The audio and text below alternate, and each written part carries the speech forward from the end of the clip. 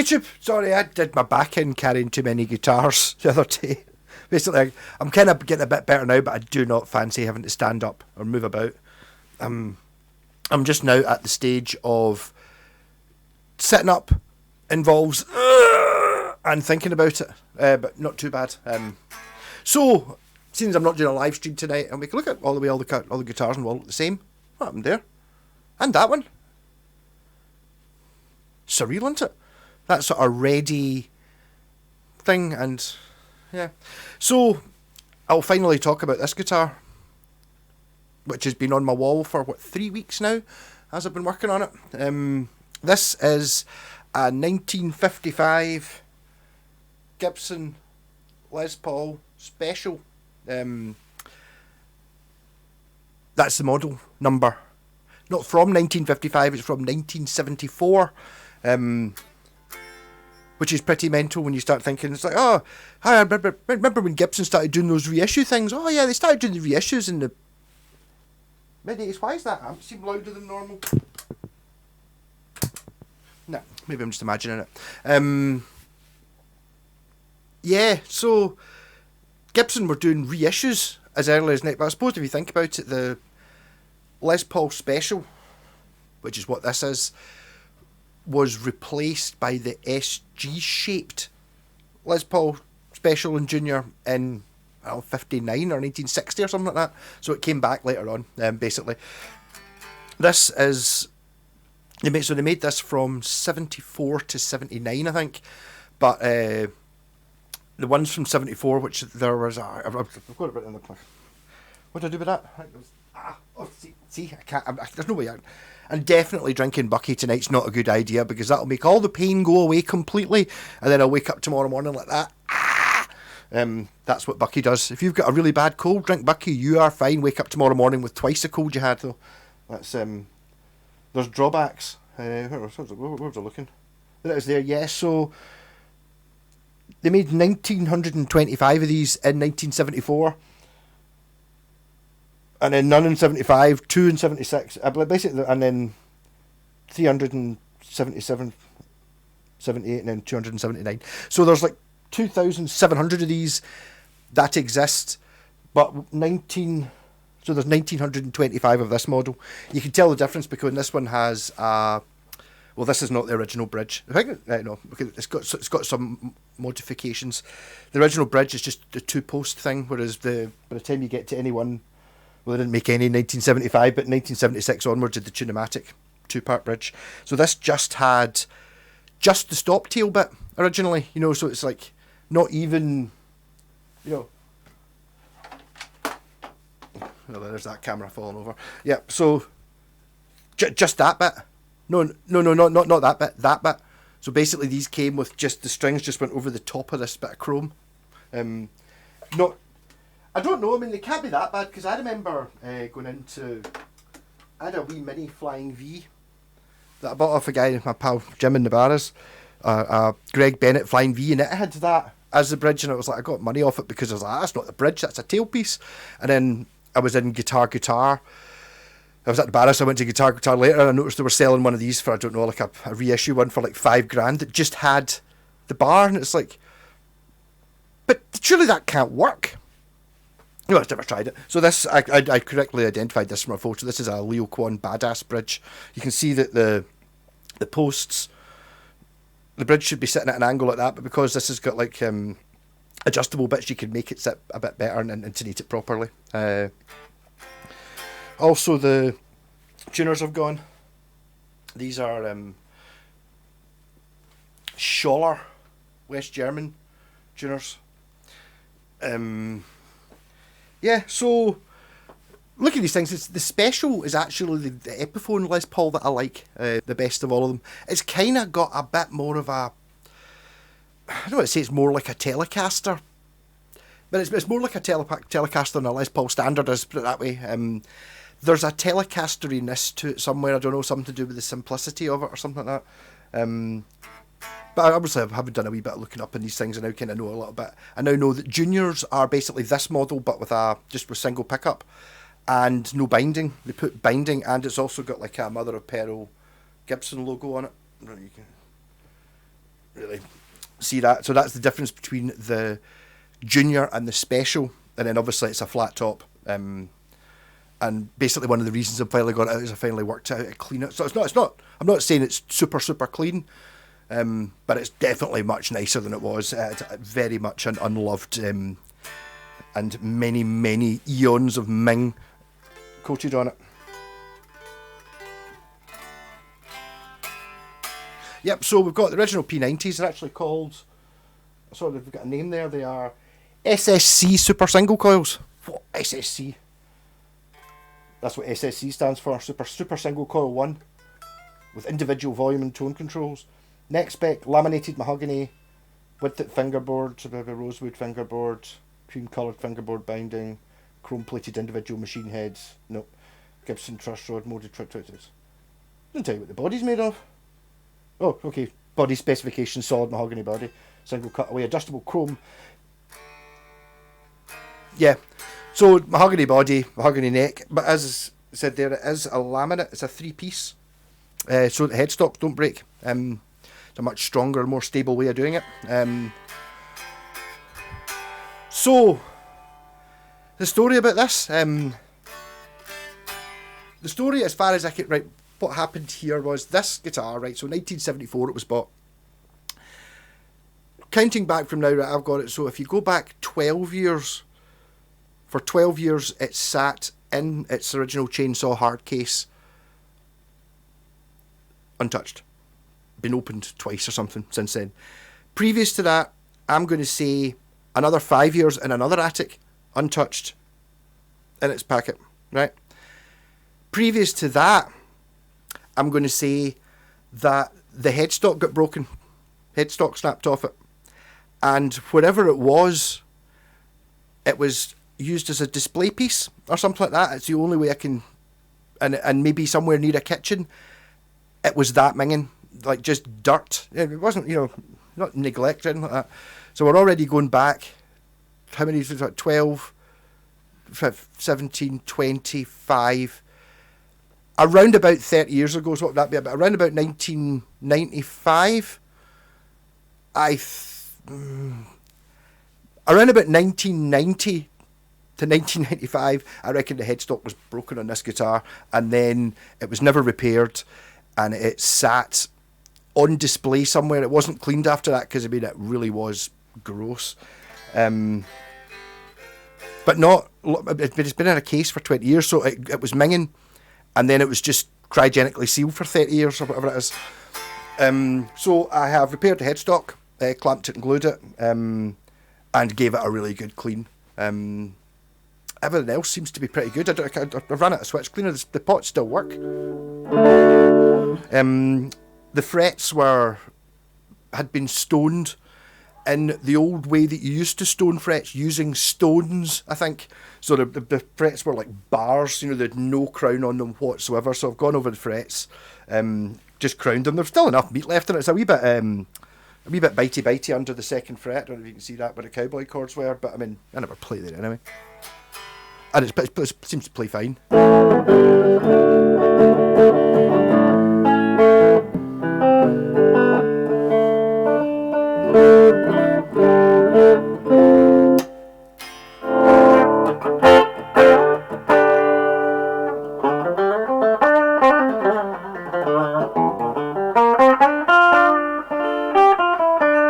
So you've got the crotch cam back. Yeah, you can see there when I've not got. I need to get some sort of better, proper guitar polish. But at least you can. Before it was like totally cloudy, and see trying to clean up nitro finish.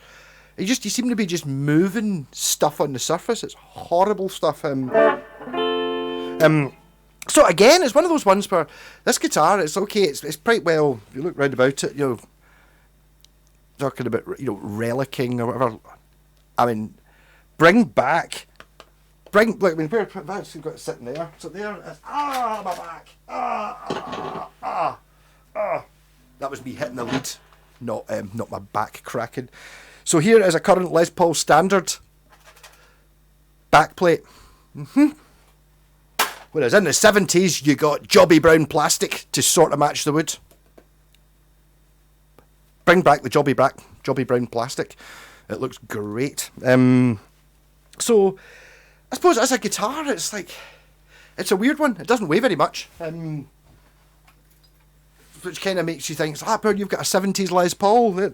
They weigh the same as a black hole or, you know, an oil tanker or something, but this is obviously an SG Special. 3.6. And I reckon that on average, well, it says actually 3.65, but I'm going to say there was a lead plugged into it, which probably puts it up. I reckon average 3.6 is distinctly average, where you don't notice how heavy a guitar is. Once you get below, down to 3.1, 3.2, oh, this is light. Once you get over 4, oh, this is heavy. 3.6, you don't notice.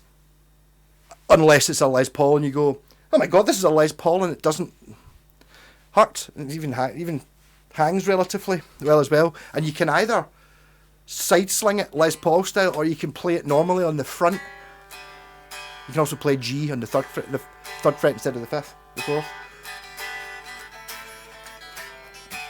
I look inside, it's also got 50s wiring. I suppose since it's a 55 reissue, which I've never really actually. I'm assuming the tone controls worked. I was having problems with this switch. I think I've bent it so it works now. It kept returning to the middle position.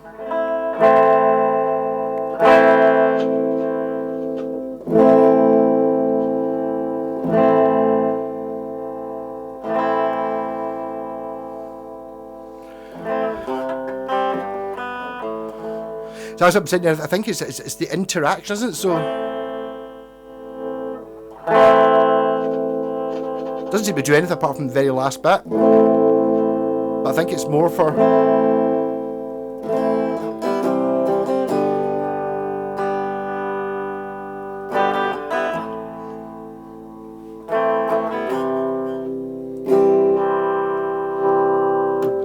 not that I ever used tone controls.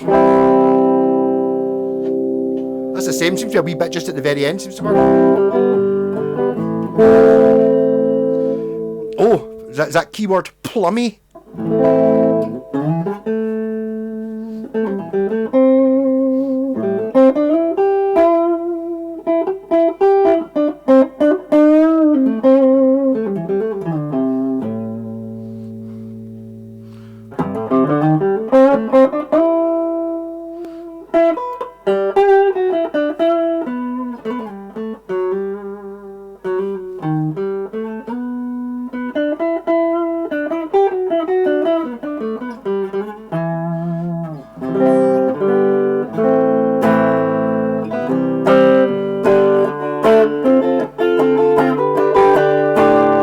So rumour has it this was played in a punk band in the 80s. And I think it's the ultimate punk. It's amazing how why does a 55 one have how's it a punk guitar? It just is that way. But again, what I was saying there about all this wear and bashes and stuff like that, when this guitar got, you know, when the headstock broke off it was probably the 80s. It's probably 25 years old, something like that. And it's just, people don't look after things, do they? Because, I mean, none of the damage of this has happened in the last 20 odd years. It's just like, I mean, these things were expensive. Like, not a Gibson Les Paul was really expensive, but any guitar was expensive in the 70s, you know. It's like, in relative terms, I mean, this probably cost the equivalent of a couple of grand, $3,000, something like that, if you look back to, you know, how much a pint costs and how much a loaf of bread costs type equivalents. And it's still got all these chunks out it and stuff like that. And this is not relic. This is dense.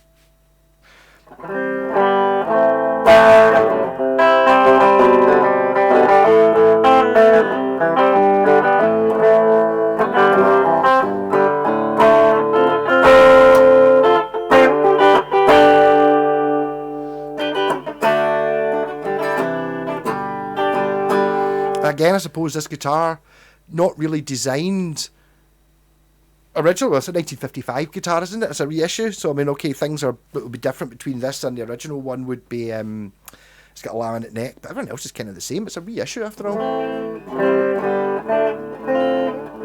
I mean, if this had been an SG, what would that make it? I think at the time they still made SG specials. Mr. Tony Naomi.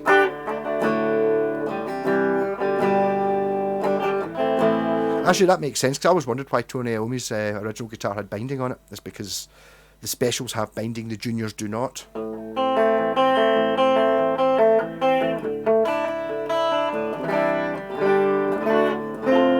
I can't understand. If you look at these up, you can still. I saw someone sell one of these, and it had been like Murphy aged slabs. It was like $5,000 and stuff, and it was new, and you're like, kind of look like this one. It's like, well, it doesn't cost you that for like a 70s one. This is older than me. Woo. This was made before Sabbath played Symptom of the Universe.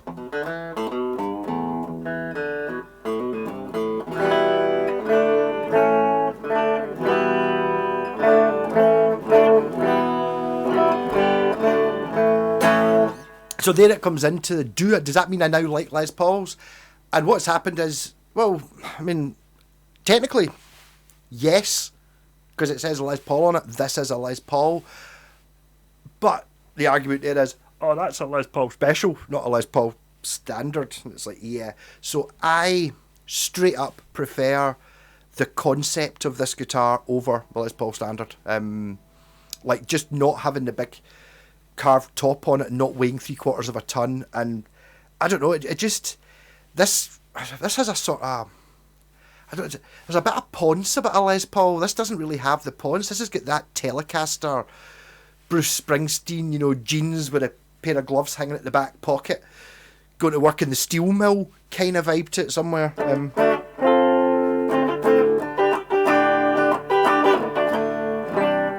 I've actually got a set of Schaller, mind you, these are Schallers, more like the original, at least to see what the original tuners in 55 look like, you know, the ones with the green snot buttons on them that are in better condition than these. Mind you, these have obviously been on it since the 70s.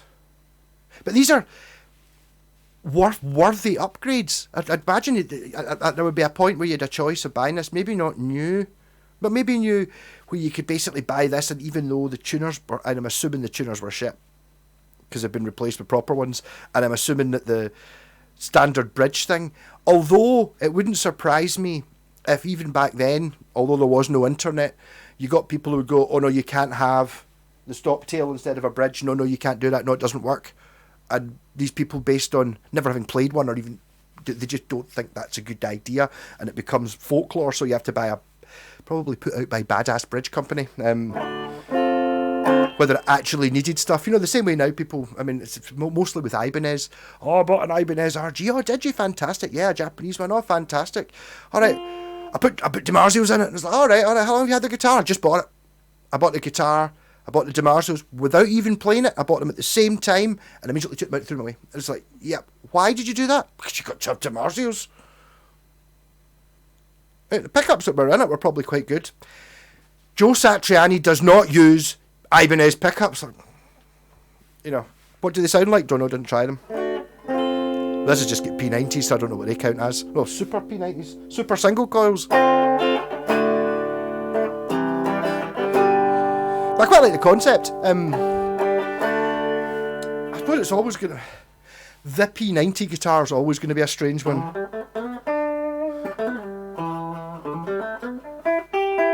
I was really talking for... I'm going with the 74. I keep thinking... I'm thinking 55. So it was like the actual model was only 19 years old when this guitar was made. It was reissued from a 19-year-old guitar, and now that was 51 years ago. I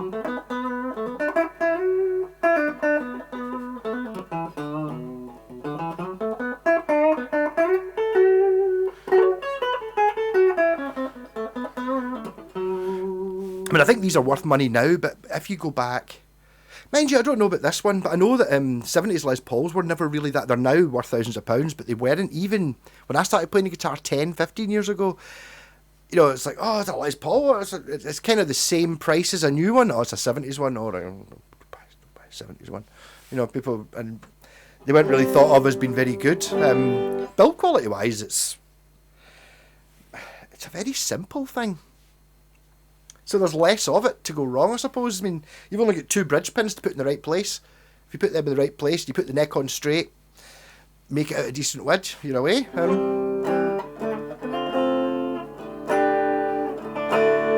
And then they maintained the stupid back head angle. You know, that's how you know it's a real Gibson, because the headstocks come off it at some point. I was a little bit concerned that wasn't going to work, because although the headstock wasn't completely off, it was hanging open. It had been smashed 20, 30 years ago, so it's like I made a very good attempt at trying to clean that out, flush it out, let it dry, do all sorts of pish, and had about 12 clamps on it. It ain't pretty, but I don't see the point in making it look like it was never broken, which I suppose you probably could. It's really, if you just kind of, a wee bit of, sanding and stuff, but wear it. It's a functional repair. This is a functional guitar. This is actually an old guitar that you probably could still gig with without being a dick.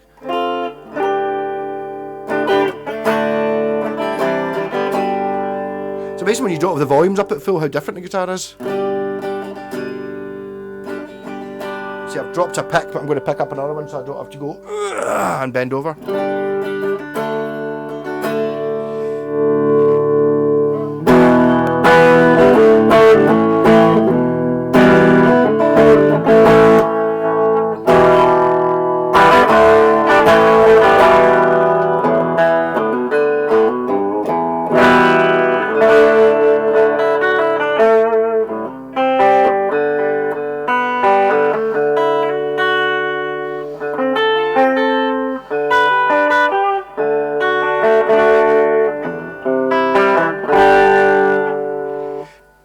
I'm going to cut, if you don't know if you can see there, if you look here, the strings are, that string there ideally wants to be a little bit lower down, a little bit more, just there, it's just a little, there's more, a wee bit more space here than there is on this side, if you know what I mean, but I'm not sure exactly how the string spacing works. In fact, even looking at it, I can see that string should be sitting there, and yeah, so what I think I might do is,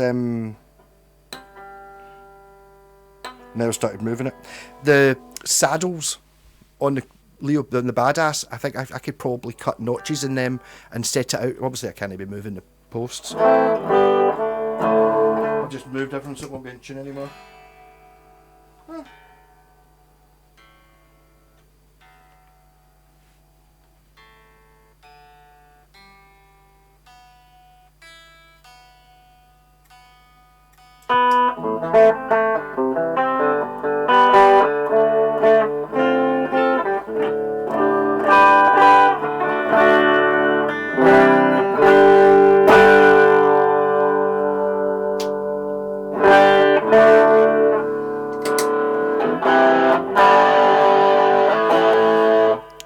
Cheap tube screamer.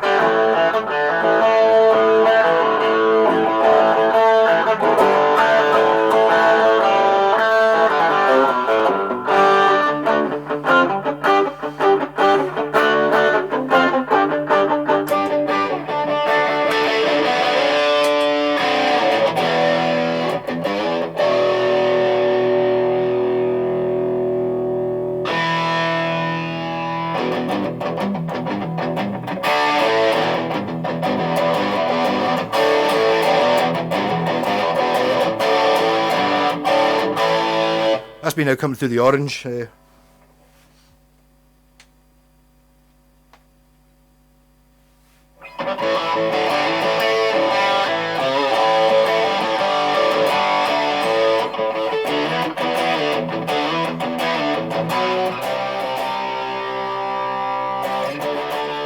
just happened there?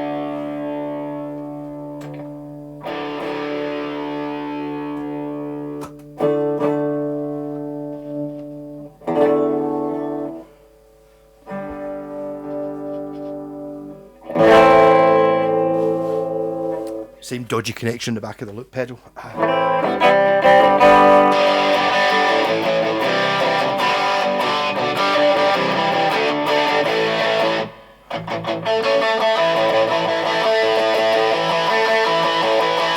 That's the only thing I know about the Sex Pistols or any punk at all.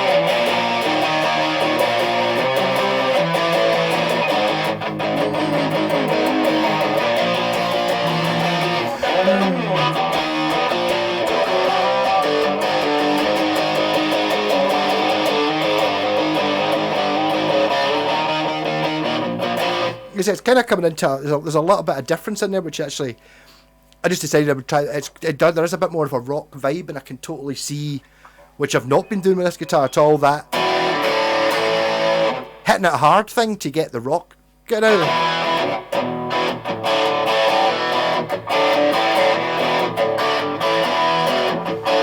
In fact, actually thinking about it, talking about Tony Naomi's guitar there, his is what, a 68 or a 69 special, so it's only 5 years older than this.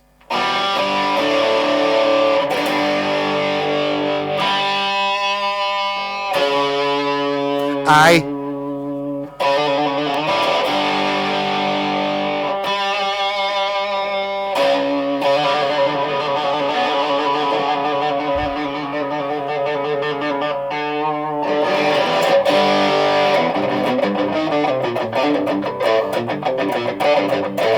I'm not the guitarist in the band.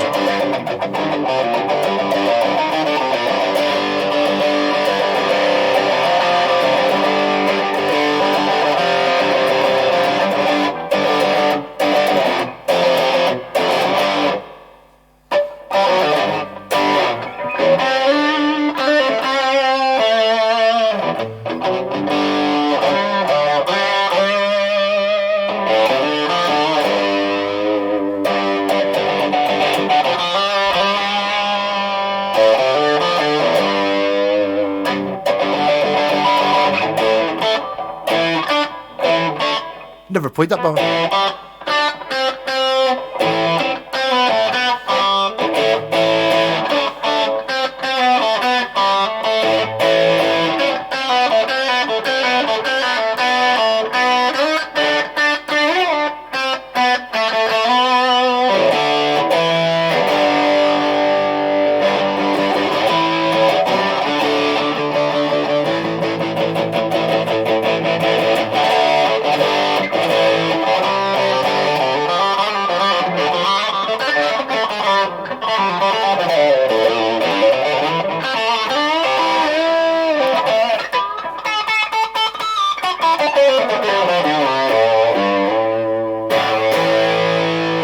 It's amazing the difference just the guitar being clean makes. I've been doing this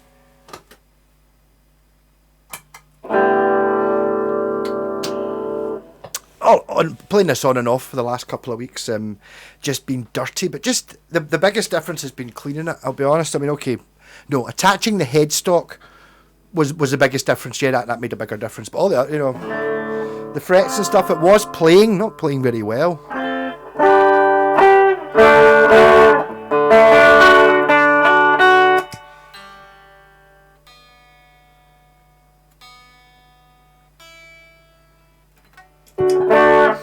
What I think would probably be a good idea is clearing out the nut, the slots in the nut that are a bit full of dirt. So when you bend a string, it might not flow through it purely.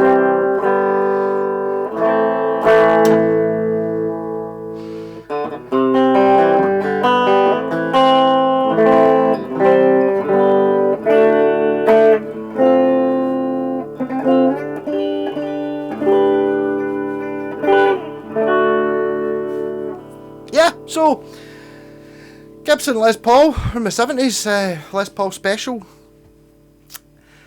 But down to, I think I prefer this to the standards of the... I don't know. Maybe I think there's an image problem I've got with the Les Pauls. Too many people buy them who don't know anything about anything. That's how we get download. One of Jacob's pals, yes, I can only play G, A and D, and I've got a £2,500 Gibson Les Paul. Like that. Okay. He likes to have it hanging on the wall and looking at it. Fair enough, I suppose.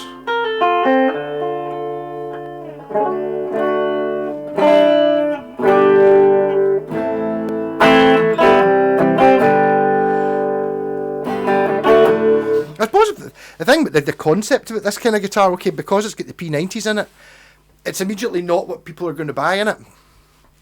A P90 guitar is never going to be, you're never going to have oh, I chose this over my only guitar as a Telecaster, or I chose it over an SG or a Les Paul.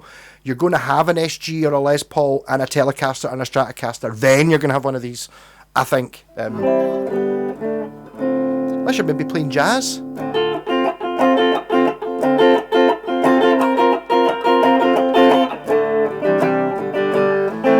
But it's almost exactly the same neck carve as my...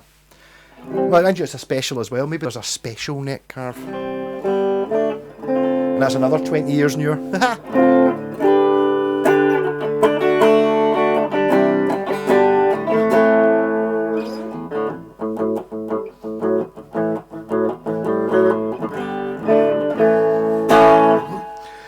So, there we go. That's what this is. I am currently custodian of this here guitar. What it really needs, which I'm really feeling now just by being clean, is playing. This is sat not being a guitar for 20 odd years in a case unloved, and now it's a guitar again. Now it has a voice. Just think, this has never played Oasis on it because Oasis didn't exist. So having a guitar, and there's other guitars, I know that's not, that one there, that's never had Oasis played on it because I bought that brand new and I would never fucking kill something, never let anyone play Oasis on it. So there you go. It's never played Oasis. This has never played Oasis. Other ones I'm not sure about.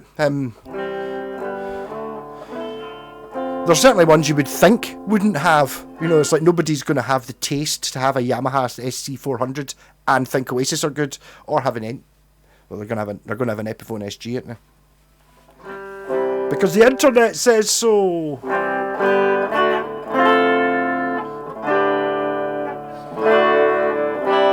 There's also something to be said about this tailpiece thing.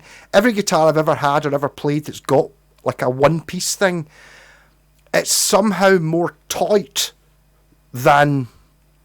Is it to do with the fact that, see, when you've got the Tunematic, you've obviously got that extra bit of string, therefore there's more bend in the string, therefore more suspension almost. When you bend a string, you've got, you know, you get this bit here to take up some of the tension, whereas this doesn't, that's not there, so it seems a bit more immediate than a Tunematic. Changing strings on it's a bit of a pig though, so Tunematic's much easier.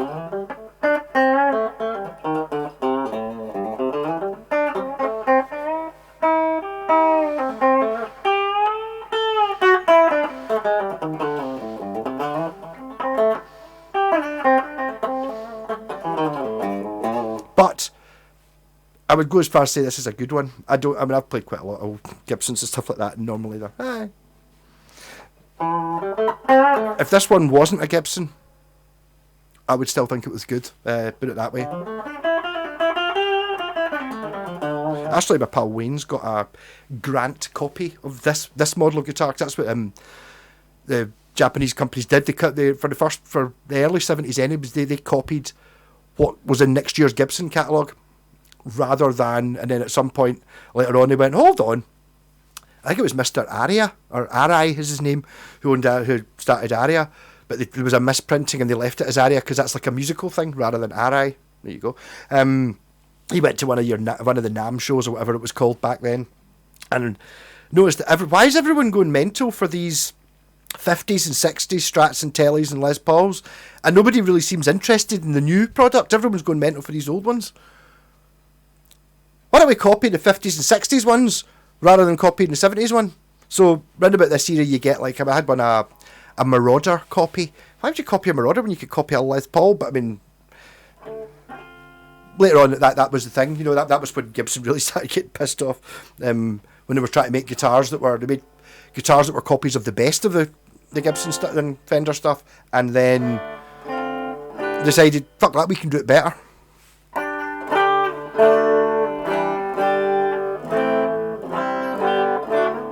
And that's where you get the golden era of Japanese guitars, where they were trying to make the best guitar they could. They weren't trying to make the guitar that would sell the best. They weren't trying to make the guitar that everyone would want to buy and would make the most profit. They were trying to make the best guitar they could. Okay, with constraints in there as well, but they weren't. It wasn't a marketing thing. It was they were trying to make the best guitar. And then something like, you know, your Washburn Falcon, your the Ibanez Artist. You know, there's a few others, Aria Pro PE series. These sort of things were out only a couple of years. Gibson never really changed much after this. Kind of about the same time, and it's like, you're giving me one of those guitars or one of these, and one of these is more expensive. Nowadays, I would go back in time. I've often thought this about the Falcon. Go back with the Falcon, go into that shop. I think I would have bought the Falcon because it was like 2/3 of the price of a Les Paul, and it's a better guitar. Sorry, it's a better guitar. The thing is, I would have bought that Falcon, and that Falcon would now be worth, I don't know, 700-800 quid. If I'd bought the Les Paul, it'd be worth 4 or 5 grand. Falcon's still a better guitar. Miles' better guitar. Nobody could play the two and say that the Gibson's better unless you're super... No, I've looked it up. I know already. Jesus, I know it. I just know it in my heart. And in the forums. Aye. There you go. So that was a bit of a longer video, so I'm sorry for not doing the live stream tonight, but you heard the noises I was making just bending down there. I'm not.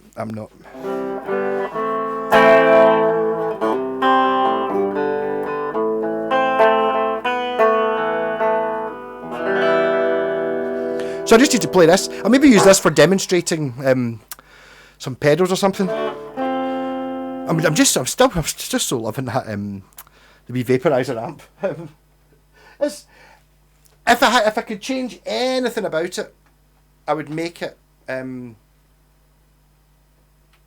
would make the volume control kick in earlier, or I would make it have like a half power switch, because 12 watts. 12 watts, as low as it goes, sounds glorious, but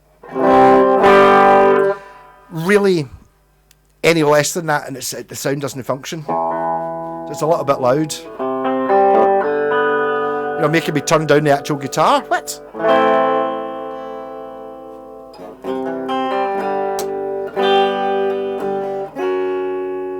Not that one.